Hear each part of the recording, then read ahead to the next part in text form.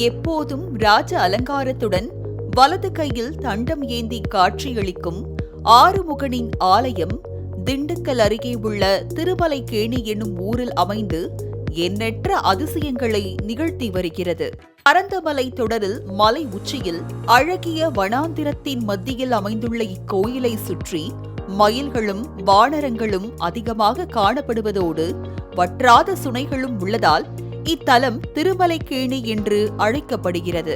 இப்பகுதியை ஆண்ட பாண்டிய மன்னன் ஒரு சமயம் மலையில் உள்ள அடர்ந்த வனப்பகுதியில் வேட்டையாட வந்தபோது அங்கிருந்த சுனையில் நீர் பருகி ஓய்வெடுத்தார். களைப்பில் கண்மூடிய போது கனவில் வந்த கந்த பெருமான் தீர்த்தம் அருகிலேயே தனக்கு கோயில் எழுப்பும்படி ஆணையிட்டதை அடுத்து நாடாண்ட மன்னன் அக்காட்டிலேயே வேலோடு உள்ள மயில் வாகனனுக்கு கோயில் எழுப்பியதாக தல வரலாறு கூறுகிறது.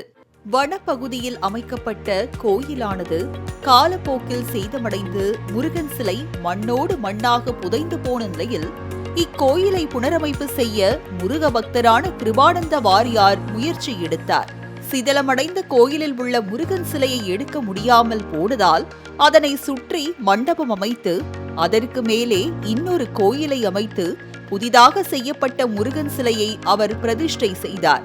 கீழே ஒரு முருகன் மேலே ஒரு முருகன் என இரண்டடுக்காக இக்கோயில் அமைக்கப்பட்ட நிலையில் மேலடுக்கில் உள்ள பிரதான மூலஸ்தானத்தில் முருகனுக்கு அபிஷேகம் செய்யப்படும் தீர்த்தம் கீழடுக்கில் உள்ள ஆதி முருகன் மீது விழும்படியாக இந்த சன்னதியை அமைத்துள்ளனர்.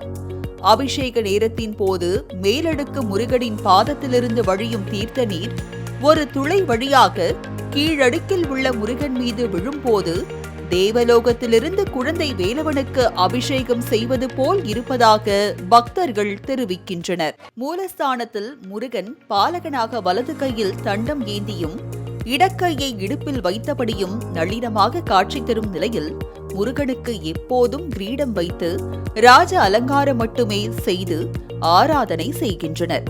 முருகன் தனித்தே இங்கு காட்சி தரும் நிலையில் கோயில் அருகிலேயே இருக்கும் 2 சுனைகளின் தீர்த்தங்களை முருகனின் தேவியர்களாக இருப்பதாக கருதப்படுகிறது. வற்றாத நீர் பெருகி போடும் இந்த சுனைகளில் தெய்வானை சுனை நீர் இரவு பகல் எப்போதும் குளிர்ந்தும் வள்ளி சுனை நீர் எந்த நேரமும் வெந்நீராகவும் இருப்பதால் இந்த தெய்வ தீர்த்தங்களை நோய் தீர்க்கும் மருந்தாகவே பக்தர்கள் கருதுகின்றனர்.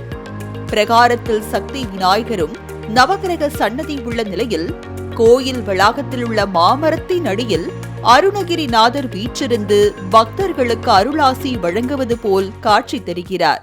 பதவி உயர்வு, அரசியல் கட்சிகளில் தலைமை பதவி வேண்டுபவர்கள், திருமண தடை உள்ளவர்கள், குழந்தை பாக்கியம் இல்லாதவர்கள் இந்த தெய்வானை தீர்த்தத்தில் நீராடி முருகனை ராஜ அலங்காரத்தில் வழிபடுகின்றனர். வேண்டுதல் நிறைவேறியதும் முருகனுக்கு பாலபிஷேகம் செய்தும் விபூதி சந்தன காப்பு அலங்காரம் செய்தும் நேர்த்திக்கடன் செலுத்தி வழிபாடும் நடத்துகின்றனர். மாலை முரசு செய்திகளுக்காக நத்தம் செய்தியாளர் சித்தார்த்.